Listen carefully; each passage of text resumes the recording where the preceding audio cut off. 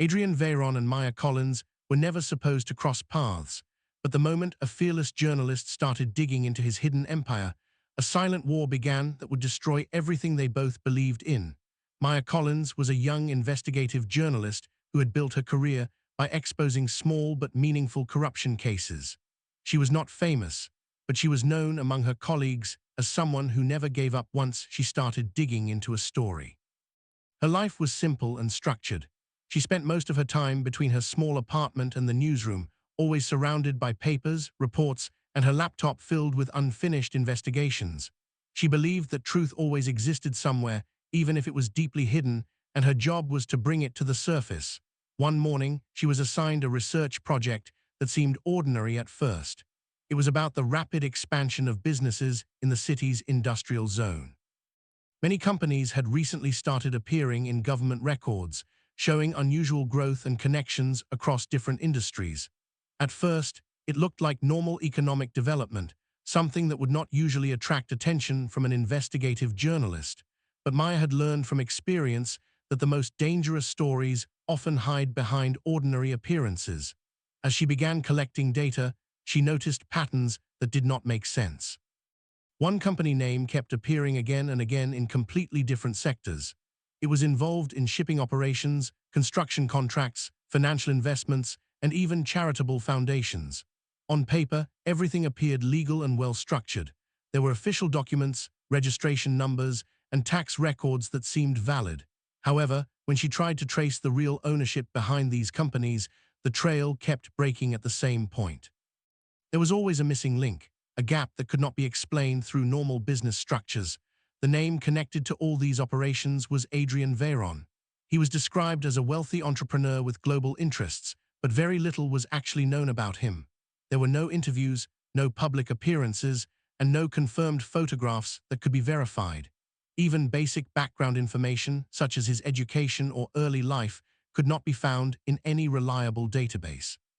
It was as if he had appeared out of nowhere with enough power and resources to control multiple industries at once. Maya's curiosity slowly turned into concern. She had seen financial manipulation before, but this level of invisibility was different.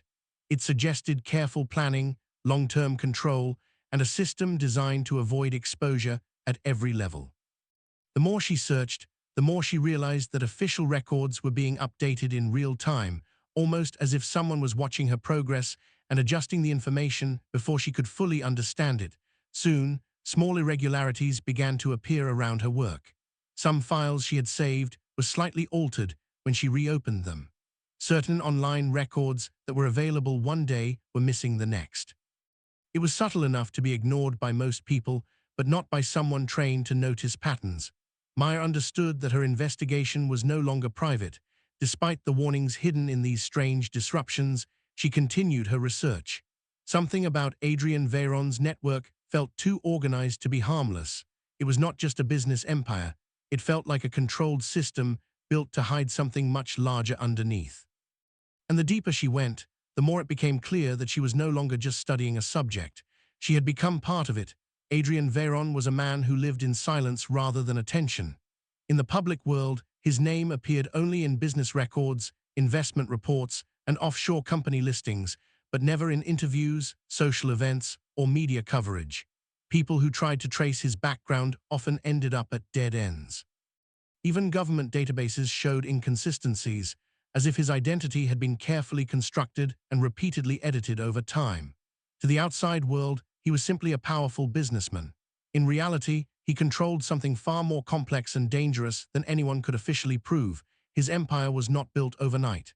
It was created slowly, through layers of legitimate companies that acted as a cover for illegal operations. Shipping routes carried goods that were never fully inspected. Construction projects moved large amounts of untraceable funds. Financial firms acted as cleaning channels for money that came from unknown sources.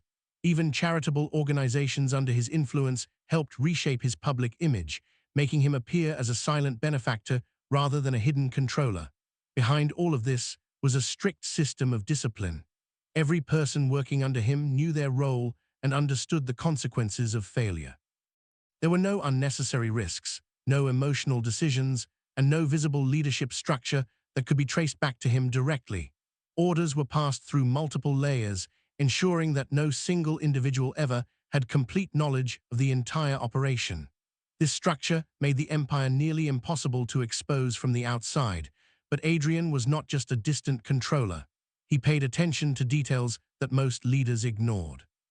When Maya Collins began her investigation, her name did not immediately trigger alarm in the system. She was seen as another journalist working on routine business research. However, as her findings started connecting scattered data points, the internal monitoring system flagged her activity. This was the first time in a long while that someone outside had managed to see patterns others had missed. The usual response inside the organization was simple: remove the threat before it grows. Many of Adrian's trusted members recommended immediate action.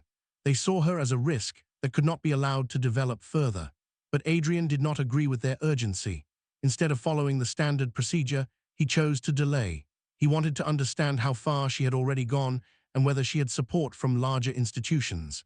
This hesitation created quiet tension inside his inner circle, as obedience was expected without question. Adrian began reviewing everything connected to Maya.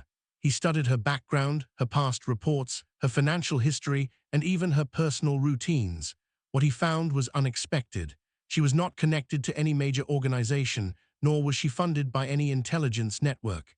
She worked alone, driven only by persistence and instinct. This made her both more dangerous and more unpredictable in his eyes. At the same time, surveillance reports showed that Maya was getting closer to key financial routes that had remained hidden for years. She was following patterns that even trained investigators had overlooked. This level of accuracy made Adrian question whether her actions were coincidence or something more calculated. Inside his empire, this situation created division. Some believed she should be eliminated without delay. Others began to fear that Adrian's unusual interest in her was weakening his judgment. For the first time, disagreement appeared within a system that had always been controlled through absolute authority. Adrian remained silent, but his decision had already shifted the balance. Instead of stopping her, he allowed her to continue under watchful observation. And in that moment, without realizing it, he changed the direction of everything he had built. Maya Collins continued her investigation even as the pressure around her quietly increased. She could not see it clearly at first, but she could feel that her work was being interfered with in ways that were too precise to be random. Files that once opened without issue would suddenly become corrupted. Certain financial records would load and then disappear after a few hours. Even her sources began to withdraw without explanation, leaving conversations unfinished and leads suddenly broken. It was as if someone was always one step ahead of her, correcting her path before she could reach the truth. Despite this, Maya refused to stop. She started working in isolation, avoiding digital platforms that could be tracked. She visited physical archives, collected printed records, and rebuilt her investigation piece by piece. The more she avoided digital systems, the more she realized how deeply controlled the network was. Information was not just hidden, it was actively managed and reshaped in real time. Unaware of the full extent of her situation, Maya had entered a dangerous pattern of observation by Adrian Veyron's internal system. Her movements were no longer just monitored by automated tools, but also reviewed manually by senior members of his organization. Every new discovery she made was reported upward, creating tension inside the empire. For some, she had already crossed the line and should be removed immediately. For others, she had become an unpredictable factor that required careful handling.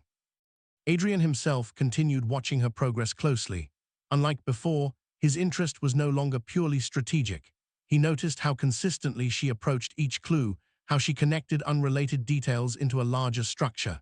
It reminded him of the early days of his own rise, when control was not yet absolute and every decision carried risk. This comparison created a conflict within him that he had not experienced in years. At the same time, the internal stability of his organization began to weaken.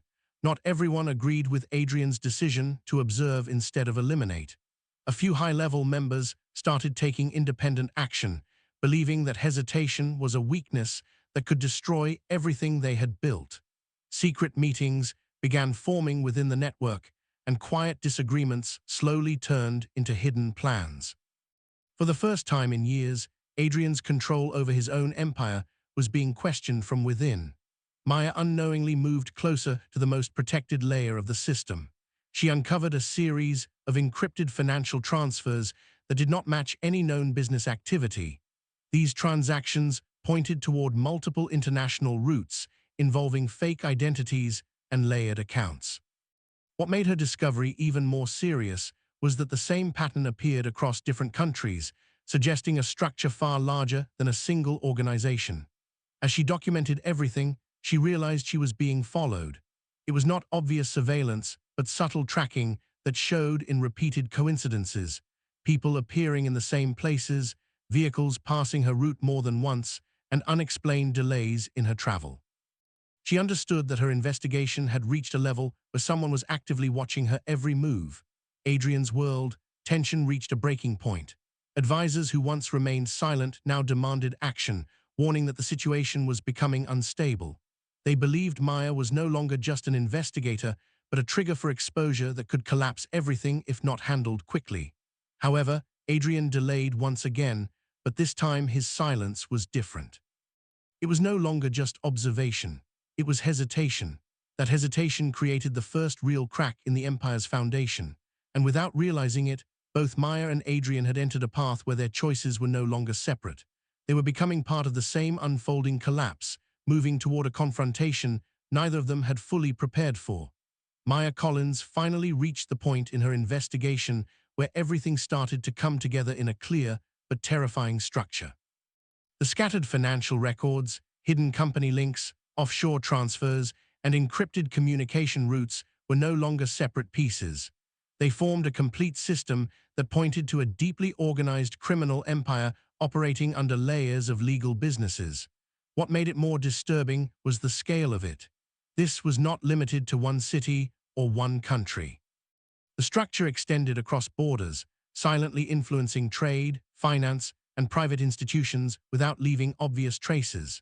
She discovered the final set of records inside a corrupted archive that had been repeatedly hidden and restored over time. These files contained internal movements of money and coded references to individuals who were never officially documented. Some entries suggested forced disappearances of internal members who failed to follow rules. Others showed sudden shifts in leadership positions that were never publicly recorded. The deeper Maya looked, the more she realized that the empire did not just control illegal activity, it controlled its own history by erasing and rewriting it whenever needed. At the same time, something was changing inside Adrian Veyron's organization. Internal tension had turned into active conflict. The quiet disagreement between his trusted members had evolved into separate factions. One group believed Maya must be stopped immediately before she exposed everything. Another group believed the system was already weakening and that replacing Adrian's control was the only way to survive the exposure. These opposing sides began acting in secrecy, creating instability that spread through the entire network. Adrian was now facing pressure from all directions. For the first time, he was no longer fully in control of his empire. Reports of internal betrayal reached him, confirming that his own structure had started collapsing from within. The same system that once made him untouchable was now turning unpredictable, and at the center of it all was Maya, whose investigation had unintentionally triggered this chain of events. Maya prepared to release everything she had collected. She organized the evidence carefully, ensuring it could not be easily erased or traced back to her location. She understood that once the information went public, there would be no return to normal life. But she also knew that stopping now would mean allowing the empire to continue untouched. Her decision was not driven by bravery alone, but by the realization that too many systems had already failed to stop it. Before she could publish the files, the situation escalated rapidly inside the organization. Communication lines broke down, key figures disappeared from the network, and financial systems began to shut down in unpredictable patterns. It was no longer a controlled empire. It had become a collapsing structure reacting to internal sabotage and external exposure at the same time, made his final move to regain control, but it was too late. The foundation that once supported his entire operation had already fractured beyond repair. In the chaos that followed, Maya's evidence was released through multiple independent channels at once, making it impossible to suppress. The exposure spread quickly, drawing global attention and forcing authorities to act. By the time order began to return, Adrian Veyron was gone without a trace. No confirmed arrest, no verified death, and no final record of his location existed. It was as if he had erased himself from the system he once controlled completely. Maya survived the aftermath, but her life was no longer the same. She had succeeded in revealing the truth, yet the cost was permanent. The empire had collapsed publicly, but its deeper layers were never fully uncovered. And in the silence that followed, one question remained: whether Adrian truly vanished or simply disappeared into another hidden system, waiting for the right moment to rise again.